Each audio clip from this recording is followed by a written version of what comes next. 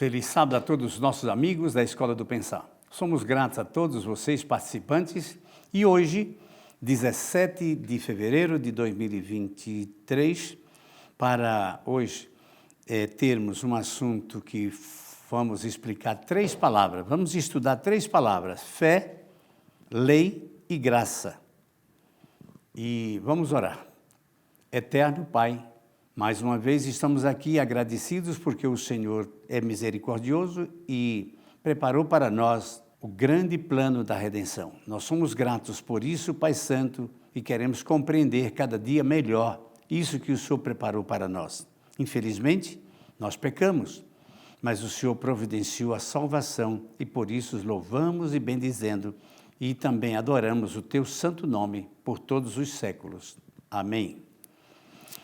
Como já falamos, vamos falar de lei, fé e graça. O que são essas 3 palavras? O que é que querem dizer? Cada uma tem sua importância. Lembrando que fé ou que lei não pode pender para legalismo. Legalismo é o exagero, é um erro quando você firma-se na lei. Então, nós não somos legalistas. Nós temos a lei para obedecer, temos a fé para alcançar através dela o plano de Deus e temos a graça que é salvadora. A graça é o próprio Jesus. Ele é o Salvador, Ele é a graça, Ele é a redenção, Ele é a pessoa de Cristo. E vamos começar lendo em Gênesis 6, 8 e 9. Gênesis 6, verso 8 e 9. E aqui vai falar de um personagem muito importante, que é Noé. E diz a Bíblia: porém, Noé achou graça diante do Senhor. Depois do pecado, havia então um empecilho de salvação, porque todos pecaram e eram carentes da graça de Deus. Mas Deus resolveu pôr um ponto final em praticamente toda a terra. E ele não contava primeiro com quase ninguém, mas apareceu Noé, que ele acreditou na graça. E mediante a graça, Noé creu em Deus. E diz no verso 9, eis que a história de Noé era um homem justo, íntegro, entre os seus contemporâneos. Noé andava com Deus. Era o segredo andar com Deus. Nós também devemos ter esse propósito de pedir a Deus que Ele nos ajude a ter a companhia dEle permanentemente, de dia e de noite. E a Bíblia ainda conta que houve um homem que andou 300 anos com Deus e Deus o chamou para morar com Ele. Enoque. Enoque andou com Deus durante 300 anos e ele não se afastou de Deus. E Deus disse: Enoque, vem cá, eu preciso de você aqui comigo. E lá está Enoque, em algum lugar desse universo maravilhoso que Deus preparou para ele.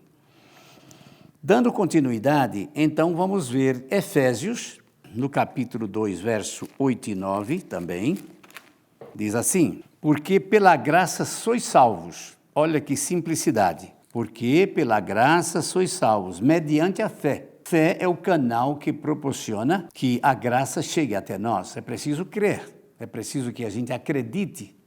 E acreditar é pôr algo nosso em garantia. Nós garantimos, pela nossa fé, que aceitamos a Cristo, o nosso Salvador, pela graça. E isto não vem de vós, é dom de Deus. Fé é dom de Deus. Graça é dom de Deus. Lei também é dom de Deus. Vamos, então, estudar aqui essas palavras. A graça é quem nos salva. A fé é quem, mediante esta fé, nós aceitamos e acreditamos na graça de Cristo. Então, a salvação não é conseguida por nós. É por Cristo que Ele nos deu graciosamente. Por isso é que é graça. Mediante uma fé que eu tenho, que eu desenvolvo, eu preciso me esforçar. Eu preciso pedir a Deus que Ele me dê fé. E a fé vem pelo conhecimento. Se eu não conheço, como é que eu vou crer em alguém ou em alguma coisa que eu não conheço? Então, é preciso que nós tenhamos esse interesse de buscar para entendermos o que é fé. Ninguém tem fé naquilo que não conhecemos. Eu encontro uma pessoa que eu nunca vi e eu digo, tenho muita fé em você. Não, não é possível. Depois da convivência, depois do estudo, depois de sabermos algo a respeito das pessoas, nós vamos então crer naquelas pessoas. Lógico que a crença de um homem no outro é sempre duvidosa. Maldito o homem que confia no outro homem. Mas é necessário que a gente construa uma segurança, uma fé. Eu dou fé. Os cartórios dão fé. Para quando você assina, ele dá fé que aquilo foi você que assinou. E por isso existem algumas vezes que nós precisamos reconhecer firmas com a nossa presença. Então vamos entender bem o que é fé. É acreditar, é colocar algo de nós em cima daquilo que nós vamos crer. E crer em Jesus, porque Ele é quem dá a graça. Vamos agora no livro de Tito, nós temos o seguinte, Tito 2, 11 e 12. Porquanto a graça de Deus se manifestou salvadora a todos os homens. A que a graça salvou? Todos nós recebemos de Cristo a graça dele para a nossa salvação. E por que nem todos se salvam? Porque nem todos aceitam. E como é que eu faço para aceitar? Crendo, estudando sobre isso, compreendendo, porque a fé é o resultado do conhecimento. Educando-nos para que, regeneradas a impiedade e as paixões mundanas, vivamos no presente século sensata, justa e piedosamente. Aqui há uma receita para que a gente possa viver nesse século. Século de pecado, de dúvidas, de mentiras, de tantas coisas ruins. E o mundo caminha para cada vez pior. O mundo envelhece piorando.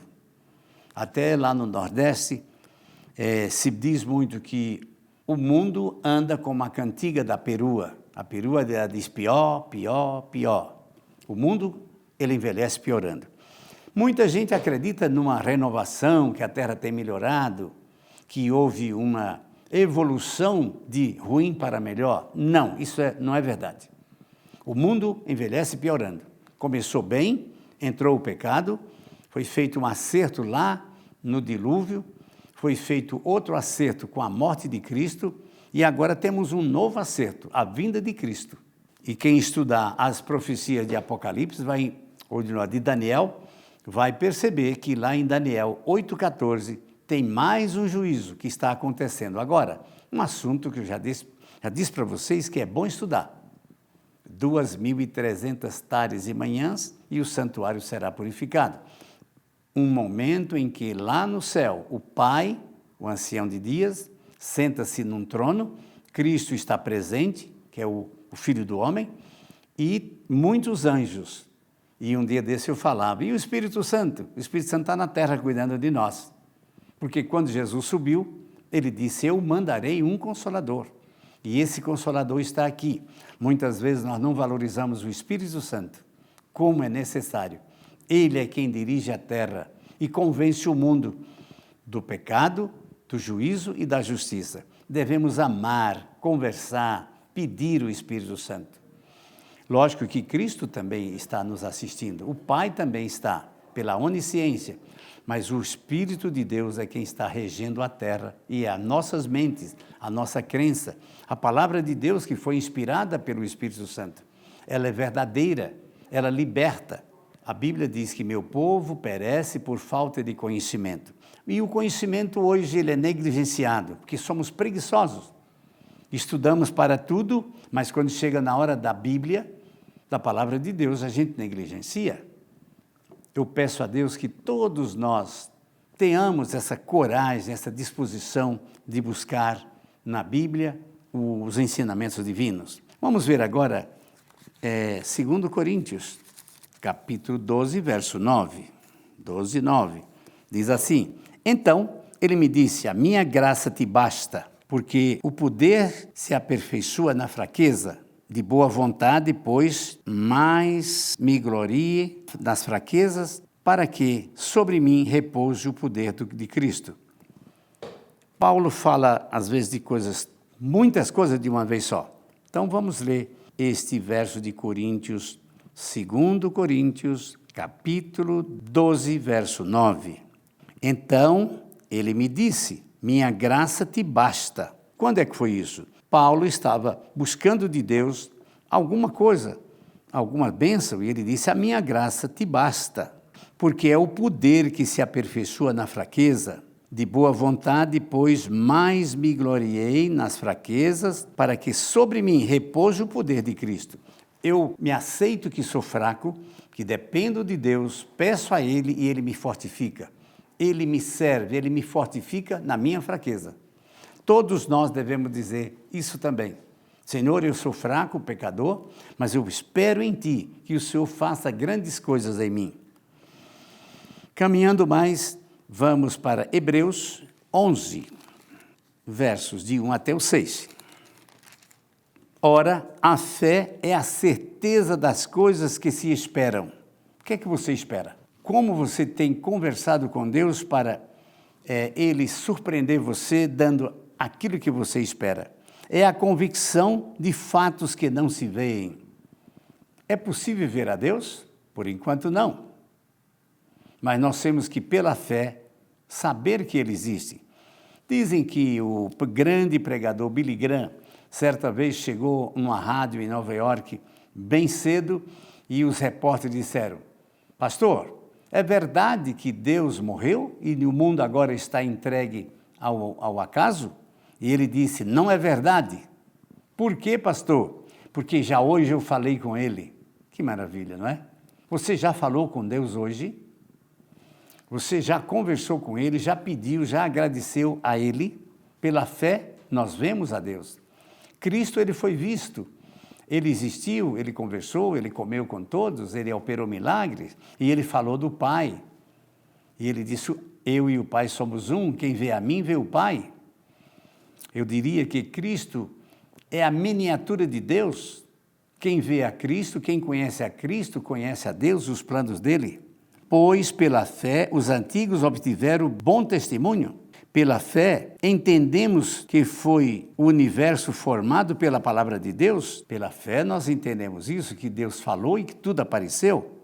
De maneira que o visível veio a existir e as coisas que não aparecem, então elas apareceram. Pela fé, Abel ofereceu a Deus mais excelente sacrifício do que Caim. Os dois receberam as orientações divinas, que era para doar, que era para matar, oferecer um cordeiro, mas Caim achou que não, ele devia oferecer frutos, desobedeceu uma lei de Deus. E a consequência foi muito ruim, ele teve inveja, ele matou o irmão, e o irmão foi justificado, porque ele obedeceu. Como é importante obedecer à palavra de Deus. Pelo qual, continua aqui, obteve o testemunho de ser justo. Quem? Abel. Tendo a aprovação de Deus quanto às suas ofertas. O que é que você tem oferecido a Deus? Ofereça a Ele a obediência e Ele ficará muito contente. Não obedeça à desobediência, é triste uma pessoa que desobedece a Deus. E muita gente ainda diz assim, não precisamos mais de obedecer. Que loucura! Como não? Como desobedecer a esse Deus maravilhoso que nos salvou, que nos assiste, que mandou o Espírito Santo, que tem toda a compaixão de nós? O céu esvaziou-se para que o homem pudesse se salvar. Todo o céu, juntamente com Cristo, com o Pai e o Espírito Santo, se dedicam à salvação. E a nós pertence só uma coisa, obedecer, aceitar, ter fé. E como é que vamos dizer, não precisa mais obedecer? Loucura! Por meio dela, também, mesmo depois de morto, ainda fala. Quem? Os testemunhos de Abel. Pela fé, Enoque foi trasladado para não ver a morte. Não foi achado porque Deus o trasladara, pois antes da sua trasladação, obteve o testemunho de haver agradado a Deus. De fato, sem fé é impossível agradar a Deus, porquanto é necessário que aquele que se aproxima de Deus creia que Ele existe e que se torna o galardoador dos que o buscam. Então, eu acredito que é uma coisa simples, difícil, sim, mas é possível. E, por fim, nós vamos a Tiago, no capítulo 2, versos 14 e depois o 17, 19 e 20, diz assim: qual é o proveito se alguém disser que tem fé, mas não tiver obras? Pode acaso semelhante fé salvá-lo? Se você tem fé, acredita em Deus, obedece a Deus, mas não faz a vontade dele, então não obedece. É impossível salvação para aqueles que são rebeldes quanto ao pedido de Deus. Se me amais, guardareis os meus mandamentos, e aquele que ama a Deus recebe dele a salvação. Assim, também a fé, se não tiver obras, por si é morta. Que verso forte, hein, meus irmãos? Se você diz que tem fé, mas não obra, não tem as obras da lei, não obedece a ele, então essa fé é morta. Queres, pois, ficar certo, ó homem insensato, de que a fé sem as obras é inoperante? Tiago eu já falei aqui para vocês, ele é um apóstolo forte. Ele diz coisas que surpreendem. O próprio Lutero ficou muito impressionado. Ele acreditava primeiro que a salvação era pelas obras, depois ele aceitou a salvação pela fé, mas depois, quando ele viu Tiago dizendo que a fé sem as obras é morta, ele não gostou disso. Ele queria apenas dizer, eu creio e tudo bem. É preciso que haja uma prova dos 9. Eu sou salvo pela graça de Cristo sem procurá-lo. Ele me salvou, da parte dele. Cabe a mim, agora, ter fé, desenvolver essa fé, pedir a ele que me dê fé, acreditar naquilo que eu não vejo. E agora eu tenho que mostrar o quê? Segundo Tiago, eu tenho que mostrar agora que a minha fé é operante. E como é que eu provo? Eu provo fazendo a vontade desse Deus maravilhoso. E isso não é só para com Deus, para o nosso cônjuge também. Eu gosto de você, mas não faço o que você quer. Eu desobedeço a você, eu não ligo para você. Então isso não é amor. O amor força-nos, indica-nos que precisamos obedecer. Se me amais, guardareis os meus mandamentos, que não são pesados. Com a força de Cristo, tudo podemos fazer. Deus nos abençoe ricamente e que a graça do Senhor nos alcance, é o meu desejo. Vamos orar. Pai eterno, mais uma vez nós queremos nos entregar em Tuas mãos e que a graça do Senhor tome conta de nós, para que possamos compreender o que é lei, o que é fé e o que é graça, e que nós possamos compreender, pregar e praticar também isso que é pedido do nosso Pai Celestial, em quem pedimos agradecidos. Amém.